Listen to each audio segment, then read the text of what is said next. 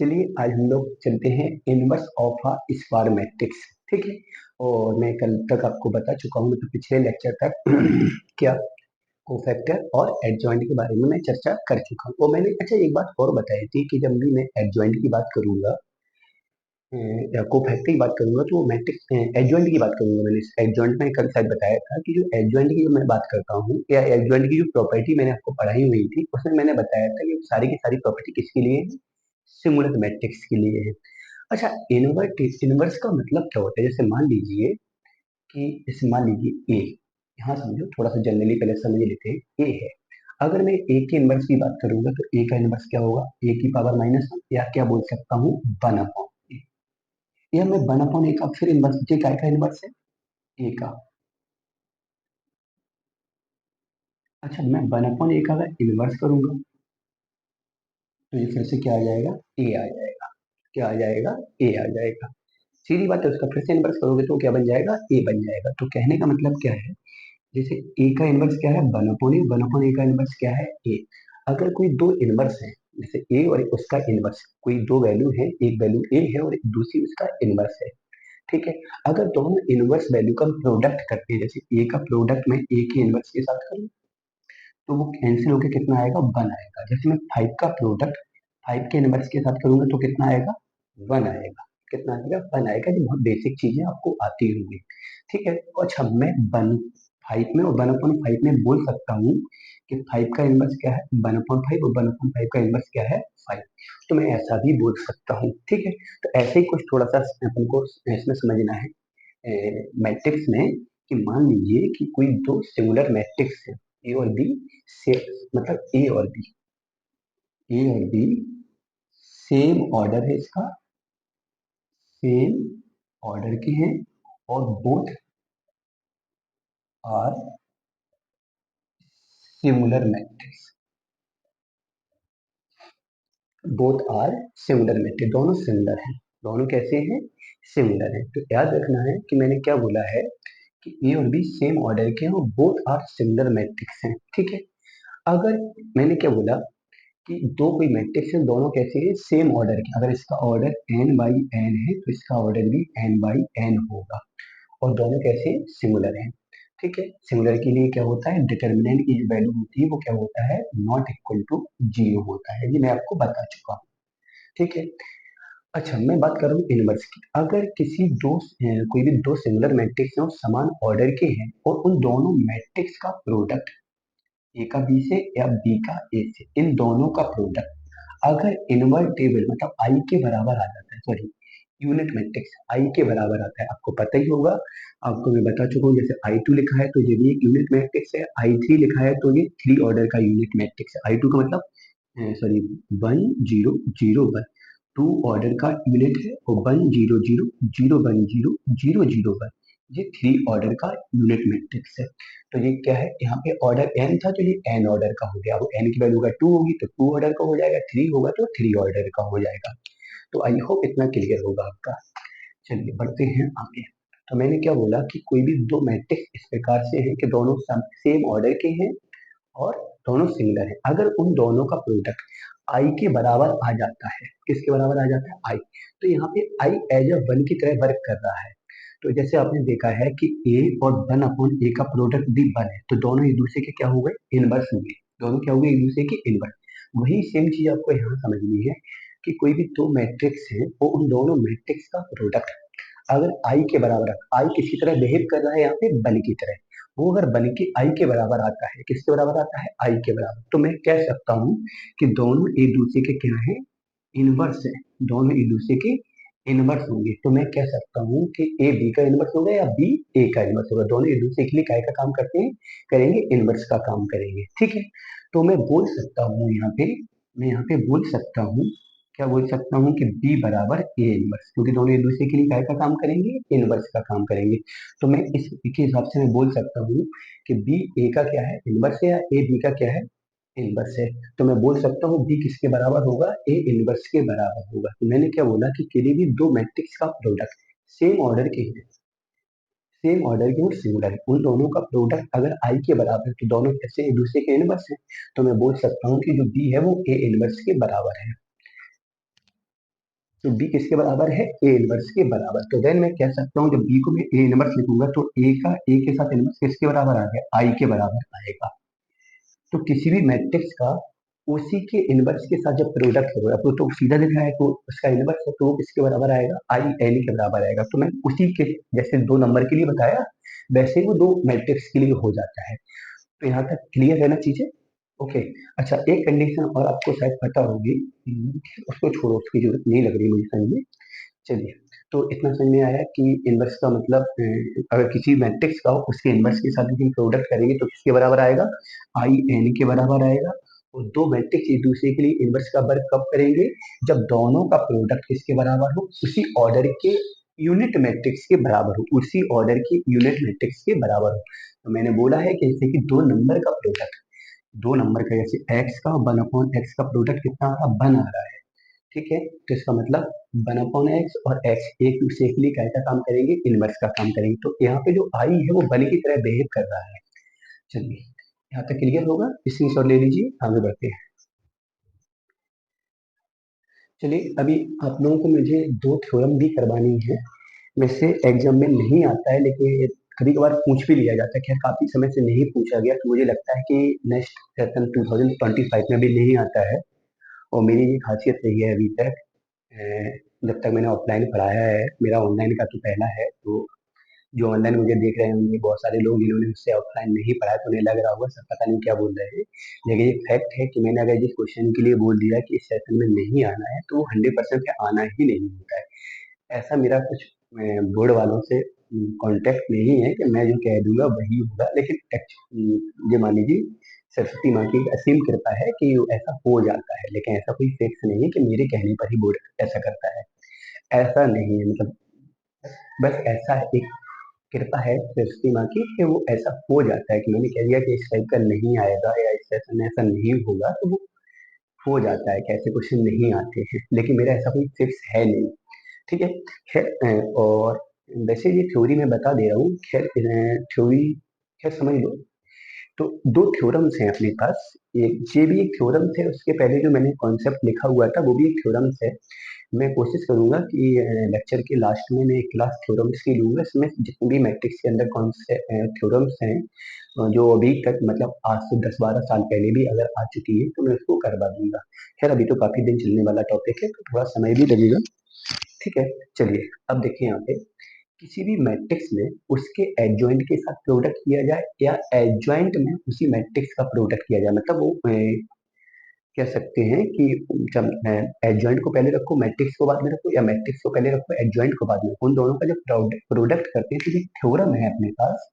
इसका मैं प्रूफ भी करवा दूंगा कि उसका जो प्रोडक्ट होता है वो डिटर्मिनेंट ऑफ ए, मतलब ए के डिटर्मिनेंट की वैल्यू, ये मॉड नहीं है, ये सारणिक को रिप्रेजेंट कर रहा है। जो मैट्रिक्स ए है उसके सारणिक को रिप्रेजेंट कर रहा है। Determinant of A into I n, n क्या है उसका ऑर्डर है और आई आपका यूनिट मैट्रिक्स है। तो ये कंडीशन होती है आपकी। ठीक है। चलिए, मैं इन दोनों को उठाऊंगा, इसको और इसको। जरूरी नहीं इन दोनों को भी उठा सकते हैं, खैर मैं इन दोनों को उठा लेता हूँ। अगर मैं इन दोनों को उठाता हूँ तो दिस इक्वल टू दिस होगा, क्योंकि दिस इक्वल टू दिस है तो दिस इक्वल टू दिस होगा, दिस इक्वल टू भी दिस होगा, है ना। तो मैं इन दोनों को अगर उठाता हूँ, since A into adjoint A equal to क्या हो गया, determinant of A into I है। चलिए जी अपॉन में आ जाएगा तो मैं बोल सकता हूँ आई एन बराबर ए इंटू, और मैं इसको ऐसा भी लिख सकता हूँ adjoint A upon determinant of. ये तो कोई एक नंबर है, आपको पता ही होगा कि डिटर्मिनेंट को जब सॉल्व करते हैं तो एक वैल्यू आ जाती है, तो ये कोई वैल्यू है तो वो डिवाइड में चला गया। अच्छा, दोनों ओर मैंने ए इनवर्स से प्रोडक्ट कर दिया। क्या कर दिया, ए इनवर्स से प्रोडक्ट। तो ये हो जाएगा A inverse into A into adjoint A upon determinant of A. ठीक है बेटा, एक कंडीशन होती है कि किसी भी मैट्रिक्स में उसी उसी ऑर्डर उसी के इनवर्स के साथ प्रोडक्ट किया जाए तो वो किसके बराबर आता है, आई एन के बराबर आता है। इसके पहले मैं बता भी चुका हूँ। और मैंने क्या कहा, यहाँ पे आई किसकी तरह बिहेव कर रहा है, वन की तरह। तो वैसे भी सोच सकते हो किसी भी नंबर का उसके इनवर्स के साथ अगर प्रोडक्ट करोगे तो वो उसकी वैल्यू कितनी आती है, वन आती है। तो वन या आई एन मतलब वन की तरह बिहेव करता है। इतना समझ लीजिए कि वन की तरह बिहेव करता है तो इतना सफिशियंट होगा आप लोगों के लिए। तो ये 1 हो गया, या आई बोल दो, कोई दिक्कत नहीं। चलिए, और एक कंडीशन और होती है, किसी भी मैट्रिक्स में अगर आई का प्रोडक्ट करते हैं तो वो उसी मैट्रिक्स के बराबर आता है। ये दो कंडीशन होती है। ठीक है, तो इसको मैं क्या बोलूंगा, ये मान लीजिए थोड़ी देर के लिए कि मैट्रिक्स है, उसने आई का प्रोडक्ट किया तो ये उसी मैट्रिक्स के बराबर आ जाएगा। ए का आई से प्रोडक्ट ए होगा तो ए इनवर्स का आई से प्रोडक्ट कितना हो जाएगा, ए इनवर्स। और इसका प्रोडक्ट कितना होगा, आपका आई होगा, into adjoint of A upon determinant of A, determinant of A. Then मैं कह सकता हूँ ए इनवर्स। आई का प्रोडक्ट करने पर कोई फर्क नहीं पड़ेगा, तो ये कितना बना रहेगा आपका, adjoint of A upon determinant of A. तो ये काय का फॉर्मूला है, किसी भी मैट्रिक्स का इनवर्स निकालने का फॉर्मूला है। तो किसी भी मैट्रिक्स का जब भी हम इनवर्स निकालेंगे तो adjoint A upon determinant of A. बस याद रखना है कि ए आपका सिंगुलर मैट्रिक्स होगा। ठीक है, और सिंगुलर अगर नहीं होता तो इनवर्स नहीं निकलता। एक चीज और याद रखना, अगर मान लीजिए कि अगर if A is a non-singular, non singular, अगर ये नॉन सिंगुलर है, नॉन सिंगुलर है तो डिटरमिनेंट वैल्यू कितनी हो जाएगी, जीरो। ये डज नॉट एग्जिस्ट हो जाएगा, मतलब है ए इनवर्स डिफाइन नहीं हो पाएगा। तो फिर जो ए इनवर्स है वो डिफाइन नहीं हो पाएगा। तो ए इनवर्स तभी डिफाइन हो पाएगा जब मैट्रिक्स कैसा हो, आपका सिंगुलर हो। तो इतना आपको याद रखना है। तो ये ए इनवर्स का फॉर्मूला हुआ adjoint A upon determinant of A. तो अभी तक मैंने जो 10 मिनट बताया है ना, वो केवल इस फॉर्मूले को बताना है। खैर, अपने लिए सफिशियंट इतना ही, आप लोग केवल इतना ही तैयार करना है कि ए इनवर्स का फॉर्मूला होता है adjoint A upon determinant of A. बाकी सारी जो मैंने खिचड़ी बताई उसका कोई मतलब नहीं। खैर, सीख लिया, अच्छी बात है, भविष्य में अगर आप भी अध्यापक बनेंगे तो काम आएगा। ठीक है, तो सफिशियंट इतना ही है। इतना अगर आपको आता है तो काम चल जाएगा। इतना याद रखना कि मैट्रिक्स कैसा होना चाहिए, सिंगुलर होना चाहिए। अगर सिंगुलर नहीं है तो फिर A inverse does not exist हो जाएगा, मतलब ए इनवर्स नहीं निकलेगा। चलिए इसमें शॉर्ट ले लीजिए। चलिए, ये कोई मैट्रिक्स है और मुझे इसका क्या निकालना है, इनवर्स फाइंड आउट करना है। क्या फाइंड आउट करना है, इनवर्स। तो मैंने अभी यहाँ पढ़ा है, अभी मैंने जस्ट बताया, ए इनवर्स बराबर होता है आपका adjoint A upon determinant of A, adjoint A upon determinant of A. तो मुझे इसका क्या निकालना है, इनवर्स फाइंड आउट करना है। क्या फाइंड आउट करना है, इनवर्स। तो पहले मैं क्या निकालूंगा, एडजॉइंट। और मैंने पिछले लेक्चर में बताया एडजॉइंट के पहले कोफैक्टर। तो कितने एलिमेंट थे, चार, चारों के चार एलिमेंट का कोफैक्टर C11 C12, इसी प्रकार C21 और C22। चलिए, अच्छा, कोफैक्टर के लिए मैंने बताया भी था कि जहाँ पे इन दोनों डिजिट का योगफल ऑड होगा वहां माइनस आ जाएगा, यहाँ माइनस लगा दो। ठीक है, इतना काम करके रखो आप। इसके बाद कोफैक्टर C11 मतलब पहली रो पहले कॉलम को छुपाओ, -5 रहा। C12 पहली रो दूसरी कॉलम को छुपाओ, 3 रहेगा। C21 पहली दूसरी रो पहले कॉलम को छुपाओ, 2 रहेगा।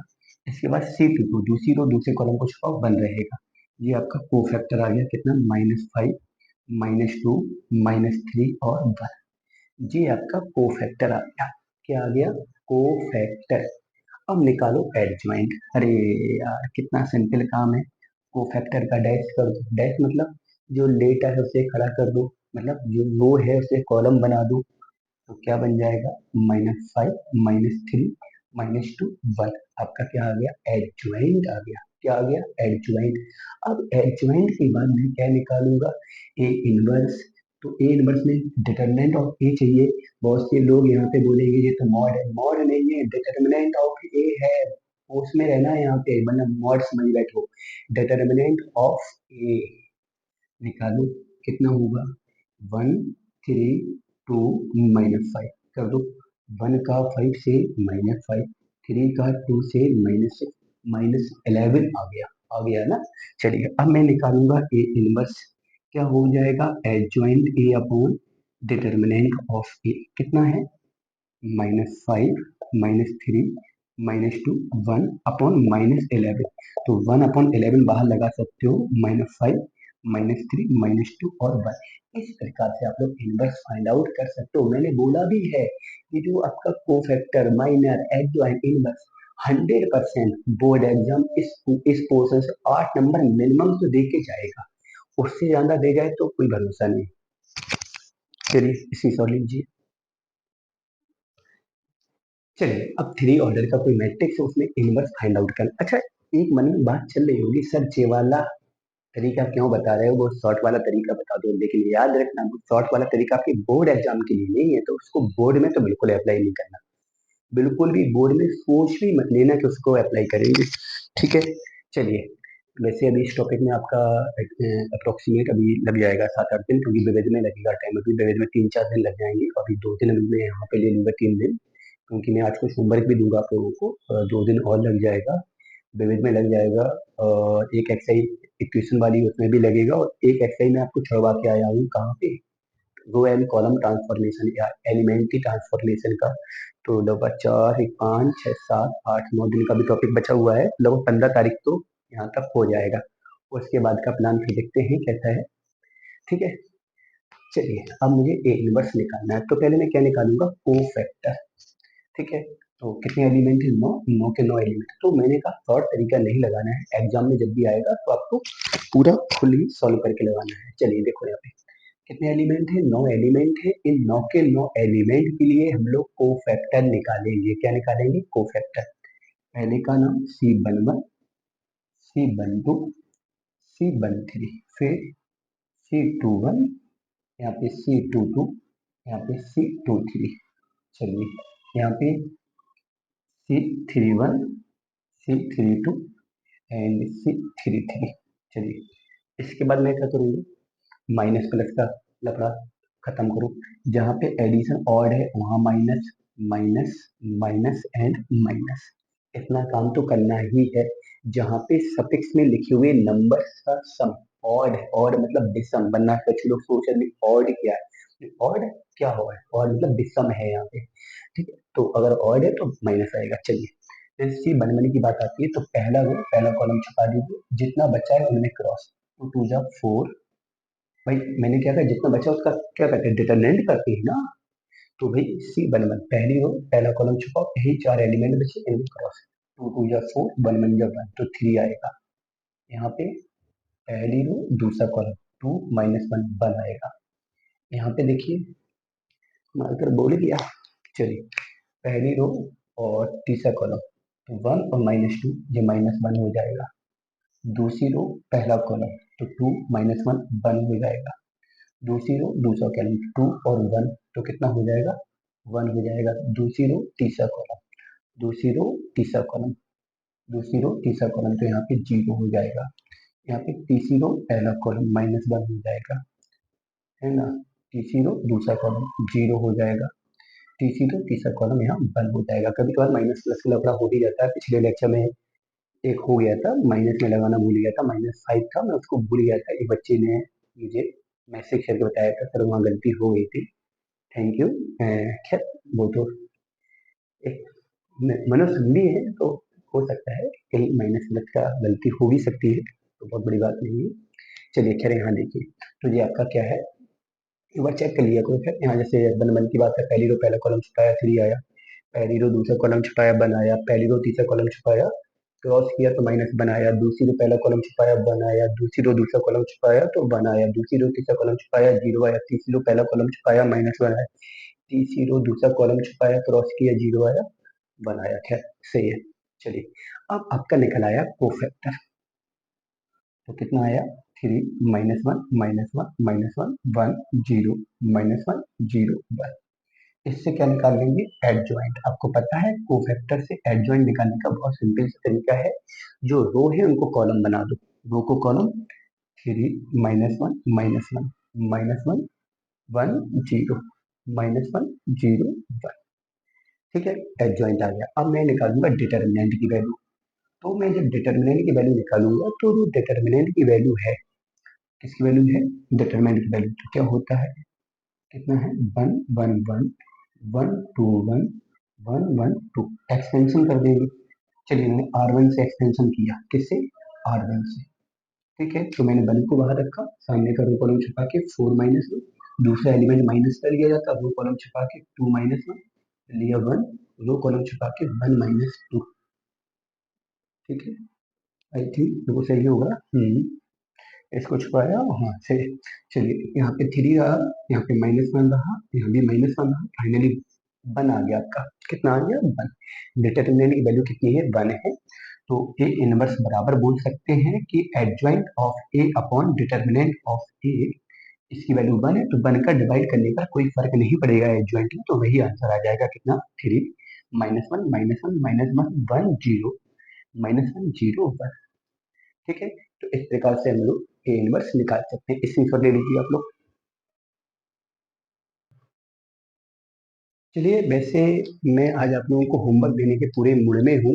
थोड़ा सा मैं समझा देता हूँ और मैं आज आप लोगों को खुद से लगाने के लिए क्वेश्चन छोड़ूंगा। जैसे कभी अगर मान लीजिए ए स्क्वायर फाइंड आउट करना, तो आपको पता है ए इंटू ए कर सकते हैं।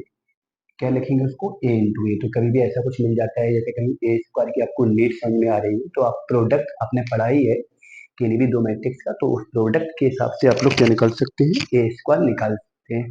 ठीक है, तो ये भी आप कर सकते हैं। और एक क्वेश्चन मैं आपको करवा देता हूँ, इसके बाद में मैं छोड़ूंगा कुछ करने के लिए। जैसे क्वेश्चन है आपका, बुक्स में आपका 12 का बी वाला पोर्शन होगा, इसमें ए इक्वल टू है कितना 1 2 2। इसको भी मैं समझाऊंगा, लगाएंगे आप लोग खुद ही। और जिसको प्रोडक्ट करना नहीं आता है, तो मैट्रिक्स वाली प्ले लिस्ट में, मैट्रिक्स वाली प्ले लिस्ट में प्रोडक्ट ऑफ मैट्रिक्स या मल्टीप्लिकेशन ऑफ मैट्रिक्स का एक पूरा वो डला है, मतलब वीडियो पड़ा है। तो उसमें जाके आप प्रोडक्ट सीख सकते हैं, जिन्हें प्रोडक्ट नहीं आता है। तो इसमें प्रूव करना है कि ए स्क्वायर माइनस का 4a माइनस का 5i3 बराबर 0, ये मुझे प्रूव करना है। तो मैं केवल ये भी वाला क्वेश्चन समझाऊंगा, ये भी मैं खुद नहीं करूंगा। मैंने क्या बोला, ये वाला क्वेश्चन भी केवल हम समझाएंगे।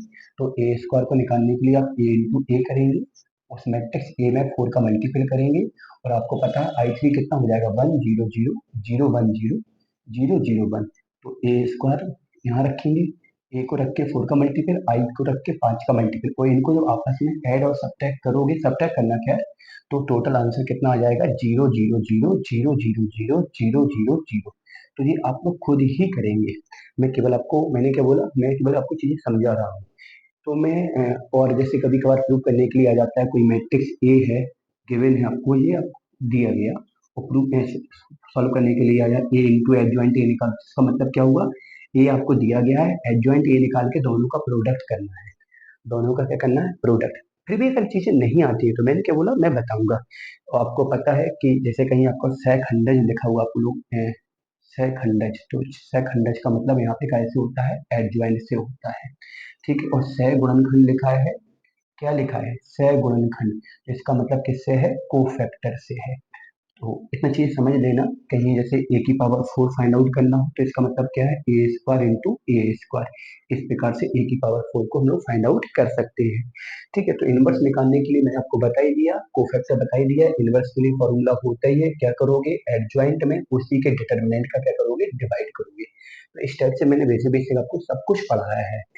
तो मैं आशा करता हूँ कि आप लोग आज होमवर्क करेंगे। मैं पिछले 2 दिन से आपको थ्योरी समझा रहा हूँ, तो आज मैं कुछ तो एक्सपेक्टेशन आप लोगों से रख सकता हूँ ना, इतना तो मेरा बनता है।